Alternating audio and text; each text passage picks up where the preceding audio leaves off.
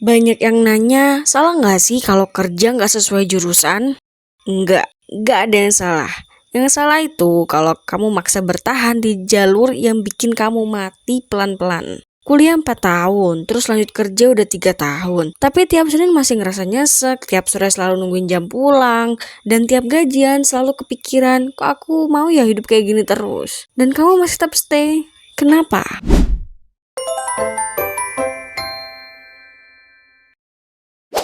Kenapa orang bertahan di jalur yang salah? Yang pertama karena takut dibilang gagal. Kamu takut banget keluar dari jalur yang udah dibangun. Meskipun kamu sendiri tahu kalau itu jalur yang salah. Yang kedua, tekanan keluarga. Biarlah aku sengsara sedikit nggak apa-apa. Yang penting ayah sama ibu aku bangga. Padahal mereka nggak tahu kalau kamu tiap malam begadang bukan buat kerja, tapi buat mikirin jalan keluar. Yang ketiga, karena kamu pikir nggak punya pilihan lain. Eits, jangan salah. Kamu udah coba eksplor skillmu yang lain belum? Kamu tuh nggak bodoh. Kamu itu cuma belum buka pintu jalan lain. Yang keempat, kamu takut kehilangan stabilitas. Padahal, stabil dari mana? Kalau setiap hari rasanya kayak kehilangan semangat hidup. Stabil itu nggak cuma finansial, tapi juga emosional. Yang kelima, karena kamu pikir switch itu terlalu berisiko. Kamu takut jatuh padahal aslinya secara nggak sadar, kamu tuh udah tenggelam di kerjaan yang sekarang. Nggak sadar. Yang keenam, karena lingkungan bilang kerja sesuai jurusan itu ideal. Ideal buat siapa? Kalau kamu sendiri sengsara, itu bukan ideal, itu jebakan. Yang ketujuh, kamu udah terlanjur invest waktu, tenaga, dan uang. Terus bikin kamu mikir, masa udah sejauh ini ditinggalin gitu aja? Itu namanya sunk cost fallacy. Gak semua yang udah dimulai harus diselesaikan. Kalau ternyata itu ngerusak kamu dan gak bikin kamu nyaman.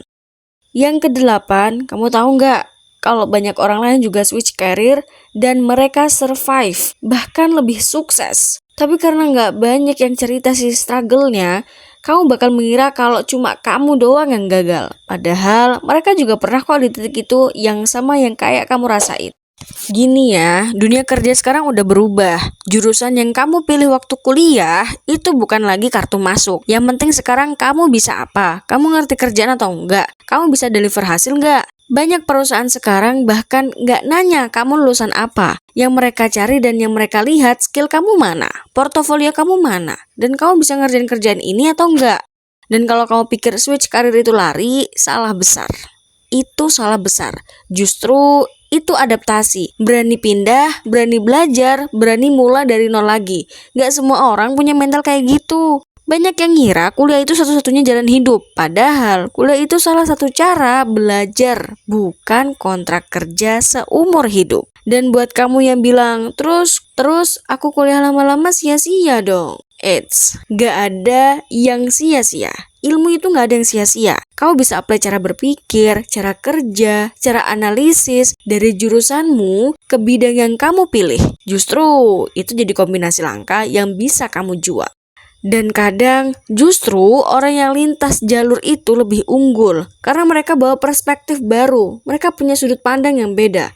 Kamu gak harus jadi orang yang paling tahu teori, tapi kamu bisa jadi orang yang paling adaptif. Dan itu kunci sukses hari ini. Terus apa yang harus disiapin kalau mau switch karir? Yang pertama, kamu harus tahu kamu mau pindah kemana. Bukan cuma lari dari capek, tapi ngerti kamu mau ke arah mana. Beda antara pindah karena takut dan pindah karena punya visi.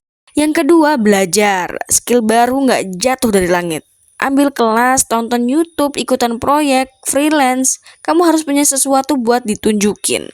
Yang ketiga, bangun portofolio, bikin karya, bikin hasil, karena dunia kerja butuh bukti bukan janji. Bahkan kau bisa mulai dari proyek fiktif atau bantuin temen dulu. Yang penting ada rekam jejak.